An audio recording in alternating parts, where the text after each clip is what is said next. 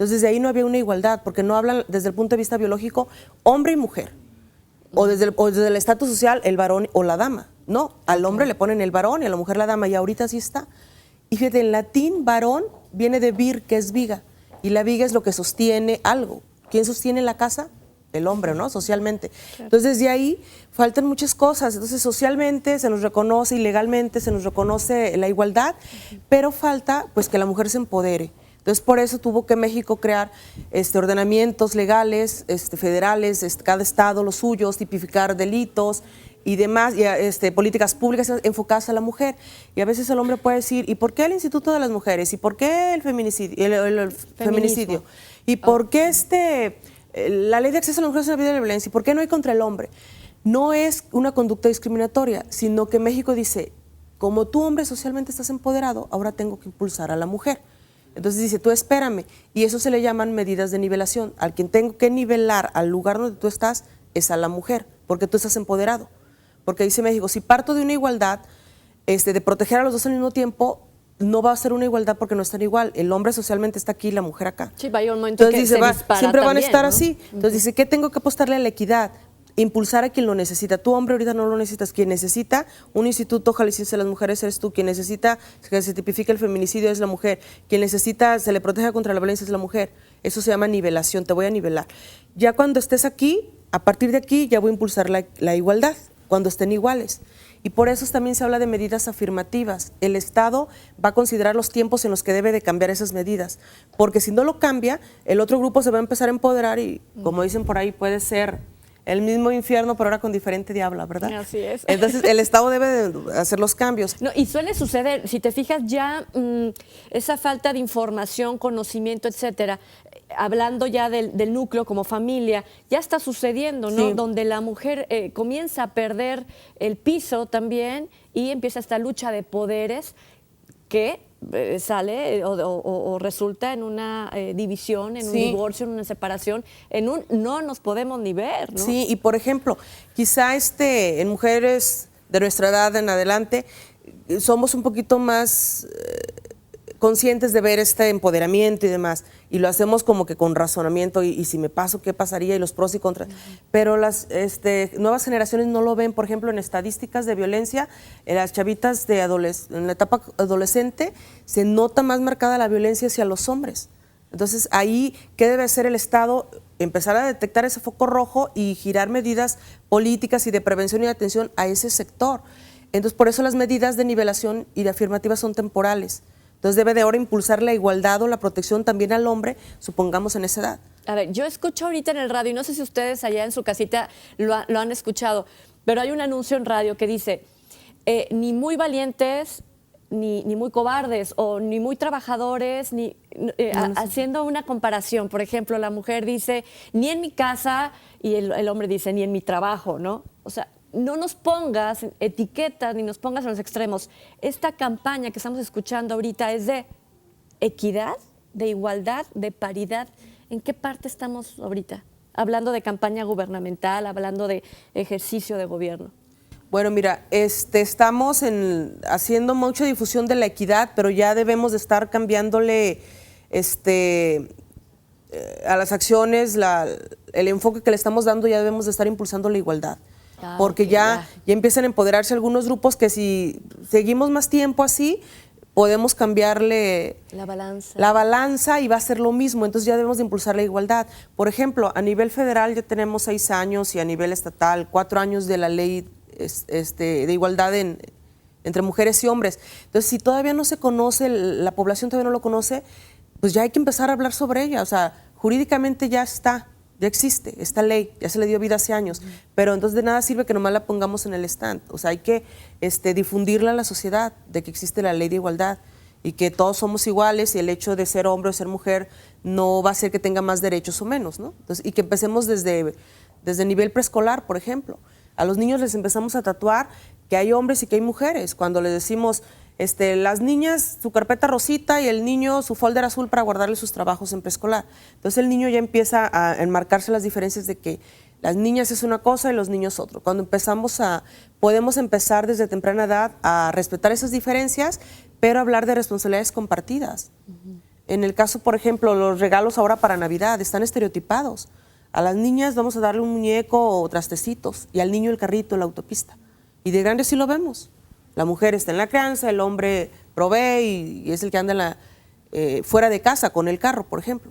Entonces tenemos que apostarle a eso. A veces vemos que el niño se acerca a jugar con la primita y decimos, no, deje ahí, porque este que el otro, ¿no? Entonces, eso es de niñas. Eso es de niñas. Entonces, a veces su hijo se va a independizar y a los 18 años se va a querer ir al extranjero a estudiar y no va a saber ni lavar ni hacerse un sándwich porque huevo, nada. eso era de niñas, ¿no? Entonces, tenemos que empezar a cambiar el chip, el como chip dicen, ¿no? porque en la ley ya está, pero si socialmente no cambiamos ese entorno, pues no le estamos apostando nada a la sociedad. Oye, Ana, pero lo pones muy difícil porque México es tan grande, nuestros niveles de población en cuanto a la gente adulta mayor o adulto contemporáneo o jóvenes adolescentes y niños, son grupos muy fuertes, son grupos muy grandes.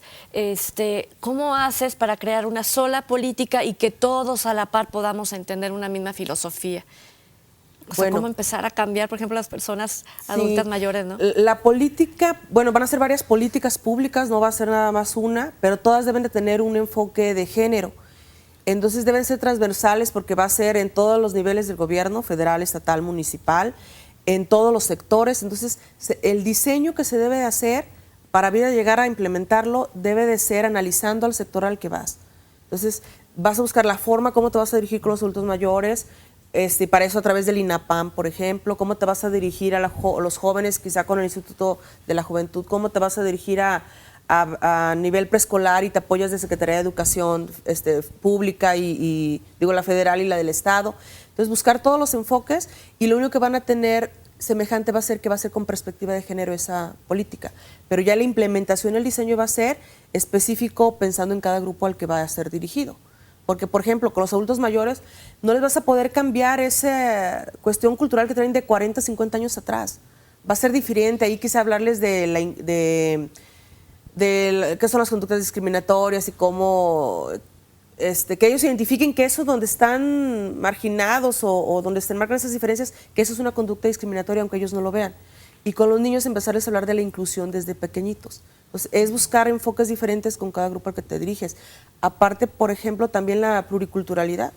No es lo mismo una mujer adulta mayor de una zona urbana a una mujer adulta mayor de una zona rural, ¿verdad? A una mujer de nuestra edad de zona urbana a una rural. Entonces, tienes que ver de acuerdo a la ideología de cada sector al que estás. Fíjate, aparte, sí. O sea, estamos hablando de jóvenes adolescentes y divides todavía dependiendo si eres zona urbana, zona rural, zona indígena, etcétera. Ahora, ¿cómo haces una ley o un acuerdo para no violentar la cultura de estos pueblos indígenas? Yéndonos al extremo, cuando hablábamos hace un momento de los países musulmanes, ¿no? Estábamos recordando la historia de Malala, esta chica que recibió un balazo al momento de trasladarse a la escuela y que tuvo que dejar su país. ¿Cómo hacerle para no transgredir los derechos, hablando de cultura, por ejemplo, indígena? Sí, bueno, el artículo 2 de nuestra Constitución es muy claro y te dice que debes de respetar las cuestiones pluriculturales, en este caso en cuestiones indígenas, pero siempre y cuando no violenten derechos humanos. Porque ante todo el artículo primero te dice que debes de proteger los derechos humanos. Entonces, por ejemplo, a lo mejor en la cuestión cultural, van a hacer una fiesta donde están hombres, mujeres ahí, todo eso lo vas a respetar. Que las mujeres de un lado, que las mujeres de un lado, los hombres del otro, que el dirigente va a ser un hombre, esa parte. Si en la cuestión cultural siempre quieren que su gobernante sea un hombre, eso se los dejas. Es como la Iglesia Católica, siempre el sacerdote es hombre. Un sacerdote es hombre, entonces aquí se los voy a dejar.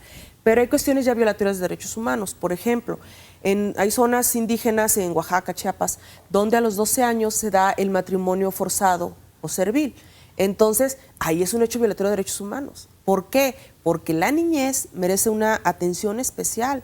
Y México tiene ley federal, ley estatal, Jalisco, y aparte tratados internacionales donde se garantiza y protege la niñez. Haciendo a un lado que tengas tus cuestiones culturales, eso ya es un hecho violatorio a un derecho humano, que por una conducta discriminatoria en base a la edad, tú adulto decides por la niña, no. Pues ahí entramos.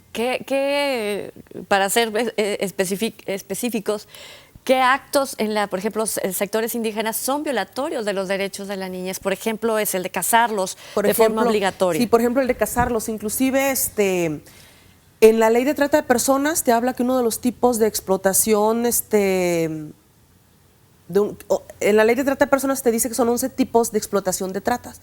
Y uno de ellos es el matrimonio forzado servil en niñas menores de edad. Entonces, por ejemplo, esa figura a veces vemos, y yo he escuchado, por ejemplo, que vas en el súper y demás y te dicen, me traje una niña de Oaxaca y por 10,000, 20,000 pesos me la dieron. Para que me ayuden al aseo, ya no le tienes que darle nada, o le das techo, le das a esto que no sé qué. Y los papás me la dieron. O los papás la casan con otro señor, ¿no? Entonces, eso, aparte que es un hecho violatorio de derechos humanos, se puede tipificar como un delito si se da entre particulares. ¿Por qué? Porque es una medida de explotación de acuerdo a cómo define la ley de trata de personas, aunque no lo identifiquemos así, porque creemos que trata de personas nomás es la explotación sexual, el tráfico de órganos y no sé qué, pero uno de los 11 tipos de explotación es eso, el matrimonio forzado servil de niñas menores de edad.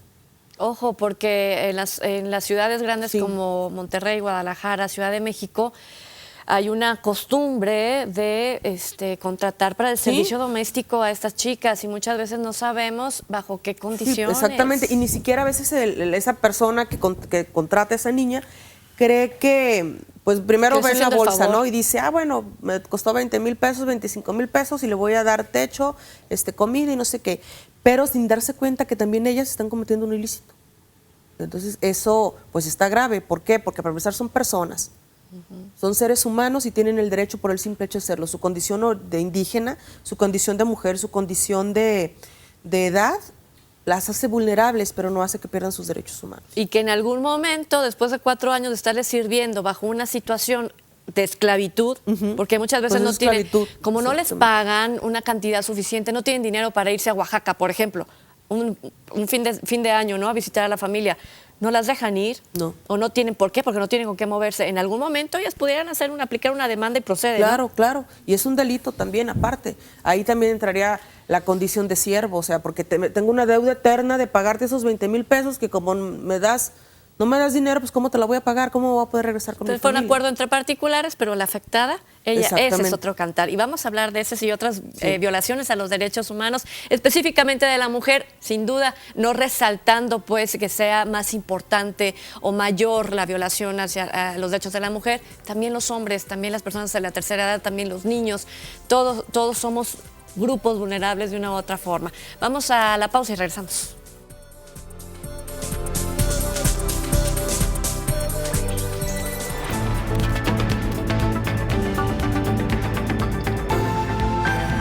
C7 Mujeres.